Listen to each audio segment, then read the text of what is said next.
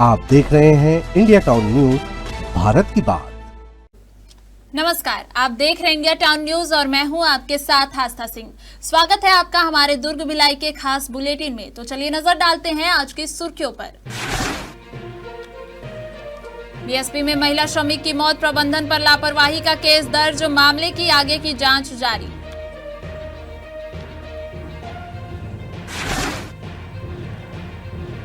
जल संसाधन विभाग को मिला नया भवन, मंत्री गजेंद्र यादव ने किया लोकार्पण। कार्यक्रम में विधायक ललित चंद्राकर रहे मौजूद।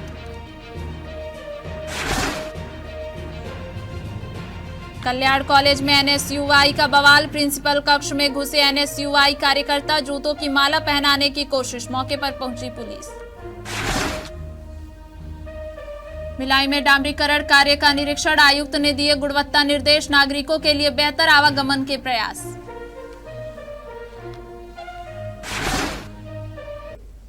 चलिए खबरों की शुरुआत करते हैं।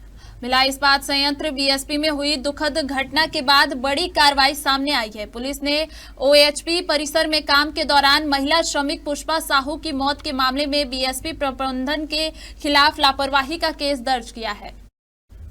आपको बता दें कि 5 दिसंबर की सुबह सफाई का काम कर रही पुष्पा साहू के ऊपर जर्जर लोहे का पाइप गिर गया। सिर पर गंभीर चोट लगने के कारण महिला की मौके पर ही मौत हो गई। जांच में सामने आया कि पाइप लंबे समय से जर्जर हो चुका था और जंग लगा हुआ था।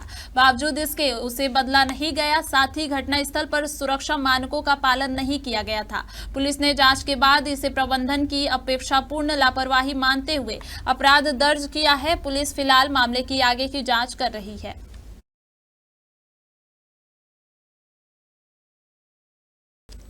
भिलाई के कल्याण कॉलेज में उस वक्त अफरा तफरी मच गई जब एनएसयूआई कार्यकर्ता कॉलेज प्रबंधन के खिलाफ आक्रोश जताते हुए अचानक प्रिंसिपल के चैम्बर में जा पहुंचे। प्रदर्शनकारी कार्यकर्ताओं ने प्रिंसिपल को जूते की माला पहनाने की कोशिश की और चैम्बर में मौजूद कागजात भी हवा में उछाले, जिससे मौके पर तनाव की स्थिति बन गई।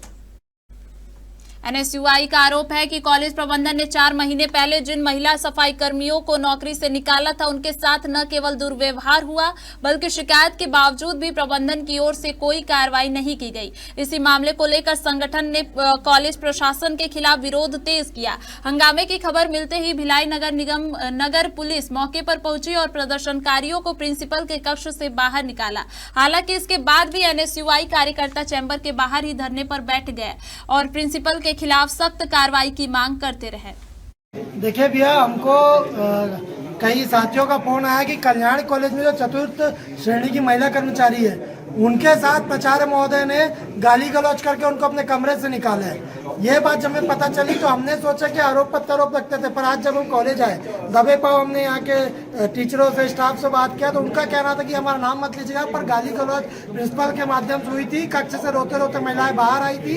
इसके अलावा यहाँ पे सीसीटीवी फुटेज नहीं है इनके पास। इनको बोला जा रहा है सीसीटीवी फुटेज निकाल के दो, तो ये बोलता है हमारे पास वो भी नहीं, हम कुछ नहीं कर सकते। इसके अलावा पिछले 6 महीने से 4th श्रेणी कर्मचारियों के और प्राचार्य के बीच में लगातार मुद्दे चल रहे, लड़ाइयाँ चल रही, विभिन्न मुद्दों पे डिबेट चल रही है। पर मैं बताना चाह रहा हूँ, वो जो महिला, उसकी उम्र 60 साल है।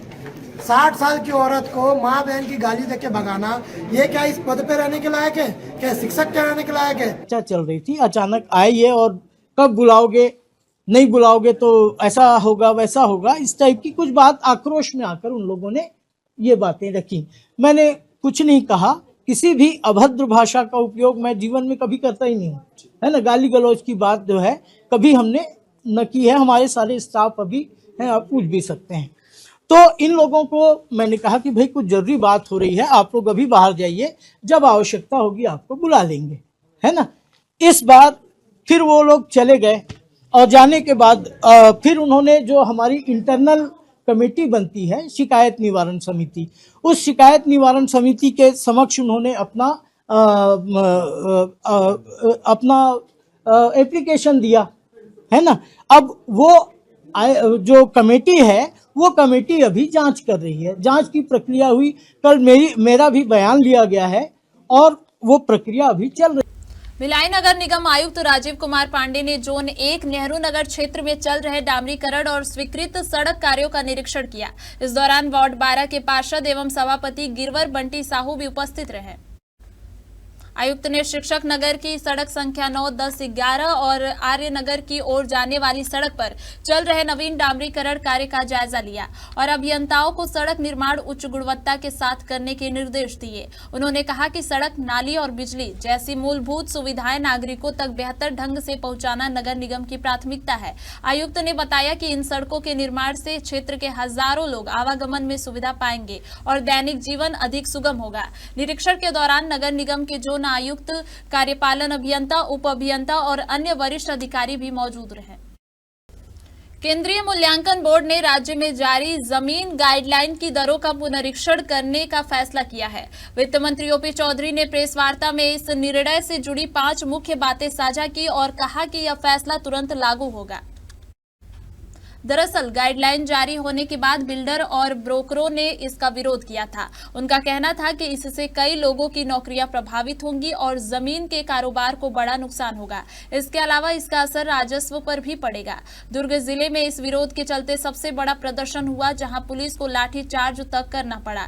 इस मामले में मंत्री गजेंद्र यादव ने बताया कि अब हर जिले में एक कमेटी बनाई जाएगी। जो भी लोग आपत्ति दर्ज करना चाहते हैं वे 31 दिसंबर तक जिला मूल्यांकन समिति के पास अपने सुझाव भेज सकते हैं। इसके बाद गाइडलाइन में आवश्यक बदलाव किया जा सकता है। हमारा सौभाग्य है।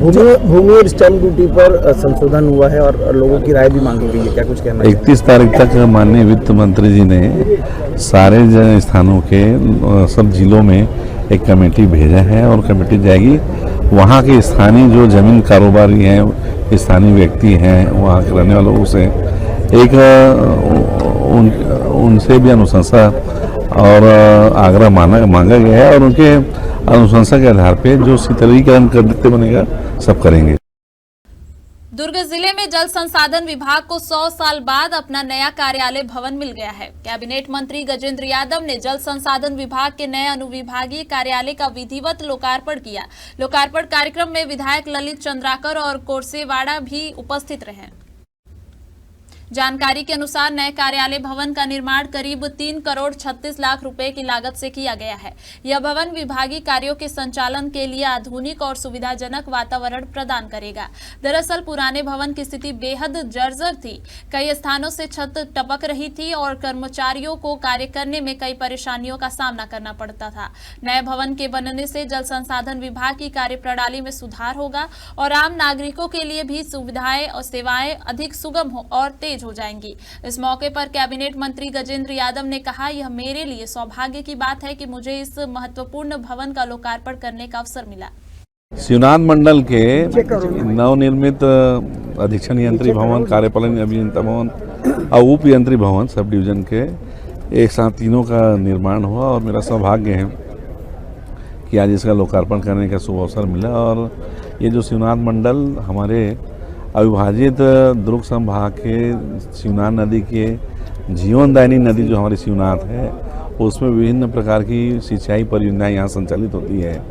बालोद से लेके बेमेतरा तक के सभी गांवों के किसानों को इसी शिवनाथ मंडल के द्वारा पानी आपूर्ति की जाती है। साथ ही साथ जो हमारे दुर्ग नगर निगम क्षेत्र हो, भिलाई नगर निगम क्षेत्र हो, चाहे राजनांदगांव निगम हो, पानी की आपूर्ति पेयजल हेतु इसी शिवनाथ मंडल के द्वारा की जाती है। आज मेरा सौभाग्य है ऐसे महत्वपूर्ण ऑफिस का लोकार्पण माननीय विष्णुदेव साय जी के मंशा के अनुरूप जो हमने बनाया हम ही संवारेंगे और आज उस दिशा में आगे बढ़ते हुए हमारी सरकार आने के बाद इसकी स्वीकृति हुई, टेंडर हुआ और आज हम उसको लोकार्पण कर रहे हैं। हमारा सौभाग्य है। हमारे खास बुलेटिन दुर्ग भिलाई के बुलेटिन में फिलहाल इतना ही। देखते रहिए इंडिया टाउन न्यूज, भारत की बात। नमस्कार। आप देख रहे हैं इंडिया टाउन न्यूज, भारत की बात।